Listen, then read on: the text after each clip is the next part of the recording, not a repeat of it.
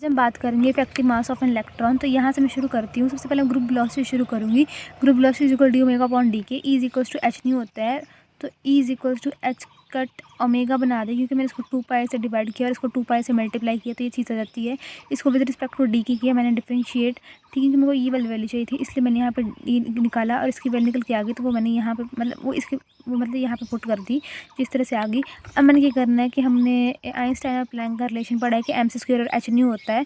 H nu और is equal to m c square मैंने कर दिया, मतलब रीअरेंज कर दिया। न्यू क्या होता है, सी अपॉन लैम्डा होता है, और एम सी स्क्वायर सी से एक सी कैंसिल हो गया, h upon lambda is equal to m c को हम एम वी स्क्वायर मान लेते हैं, सिर्फ एम बी मान लेते हैं, क्योंकि सी की वेलोसिटी होती है। तो h upon m v is equal to lambda, m v क्या बोलते हैं, पी बोलते हैं, यहाँ पे h upon p is equal to lambda.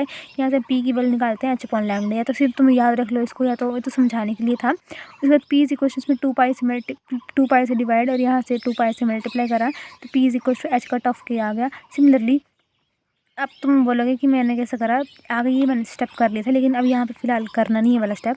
उसके बाद हम सीधे याद रख लेंगे वेलोसिटी की वैल्यू क्या आती है, पी अपॉन एम आती है। अब हम बात करेंगे इफेक्टिव मास के ऊपर, इफेक्टिव मास के बराबर बारे में।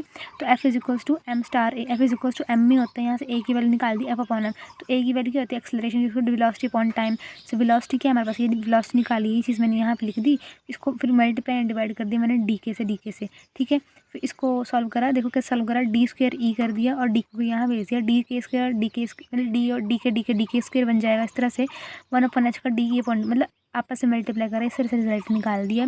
उसके बाद एक्सलरेशन क्या होती है, यहाँ पे क्या जाएगी हमारे पास, ढंग से सॉल्व करो तो मेरे पास इस तरह से बन गया। अब मेरे को डी की अपॉन डी टी चाहिए, डी की अपॉन डी टी कैसे निकले, कोई वैल्यू है नहीं पास निकालने के लिए, तो फिर P is equal to H cut के लगाऊंगी मैं, ये एच कट है बेसिकली मेरे पास, ठीक है।